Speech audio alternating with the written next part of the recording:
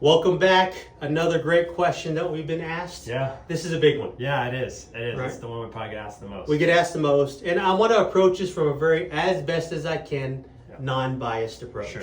So I'm going to kind of explain the industry here in a second, if that's okay. Absolutely. Right. So what's the question? The question is, what is the best brokerage for a new agent? That's right. What is the best brokerage for a new agent? And I'm going to say, the cop-out answer, it depends. It depends. It does depend. It does depend. Okay, so first, let me kind of explain a little bit of the different brokerages in the industry. Now, these are going to be generalizations. I understand when you pull the curtain back, there's little details that are slightly different. But essentially, there's three categories, okay?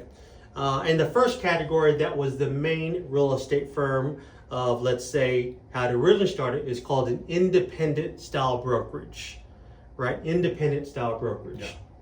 This would be, a great example would be RE/MAX, amazing brokerage. And they started out, I think, in the 60s or 70s.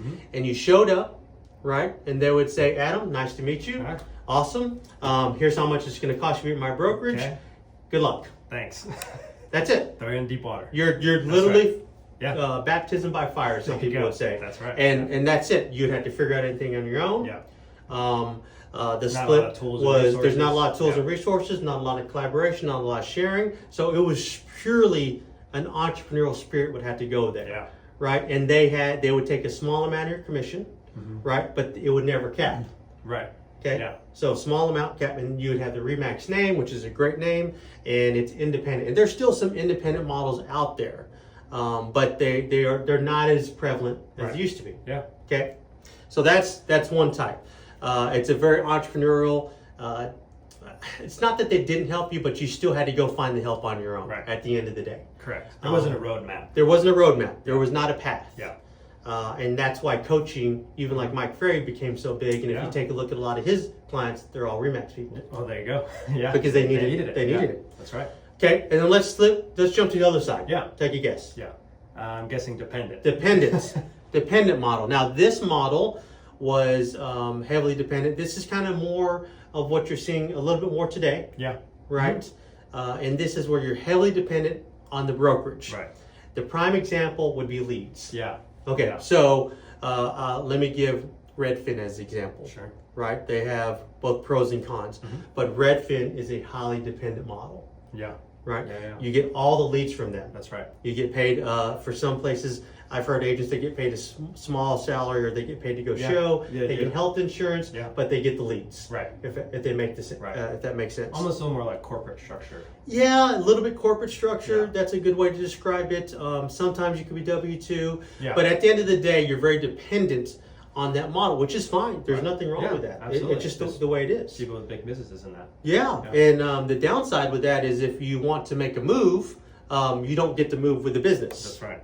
Business stays. The business stays. Yeah. It's Redfin, Yeah. and it should be Yeah, Redfin. absolutely. Makes sense. Right? So that's an independent model. Yeah. Right? And then you have the mix of the two, Yeah.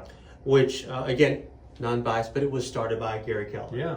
He said, well, if I took the two models, and you need a little bit of both, because both have the pros, but if we took the pros of each one, can we create the interdependent model? Yeah. Which now is probably the most popular model out there, Right. right? Clearly KW is one of those. So this is one where you come in, you get tons of help, you get tons of collaboration, right? And you help build your business, Yeah.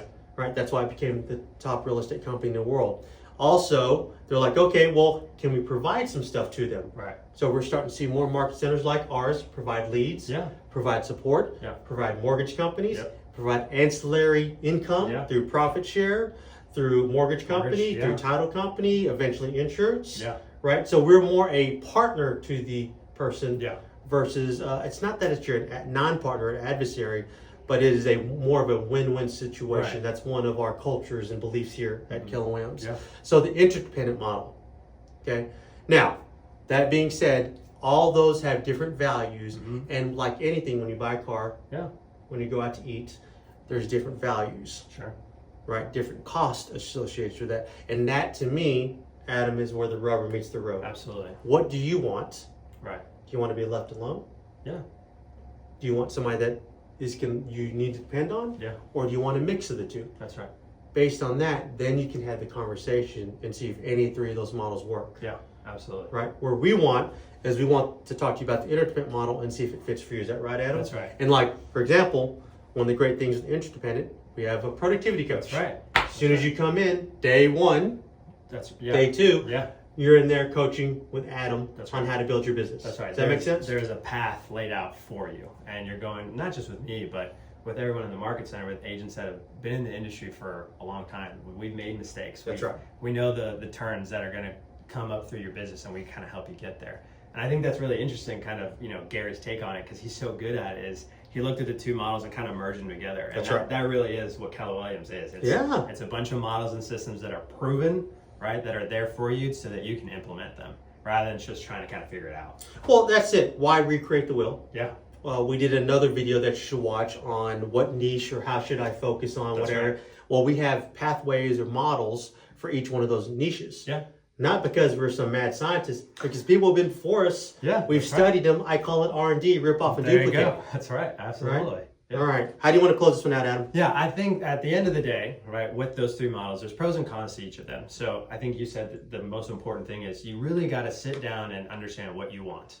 Right, and once you really find out, okay, this is the path I want to go down, it's going to be a lot clearer on which path you take. That's right. And if you do decide to come to us, we're ready to kind of help you get in there and get going. Yeah, so subscribe, like, comment, reach out to us, email us, text. We'd love to sit down with you when you see Adam, set a meeting with him, and we'd love to just talk. Absolutely. All right. Absolutely. Thanks again.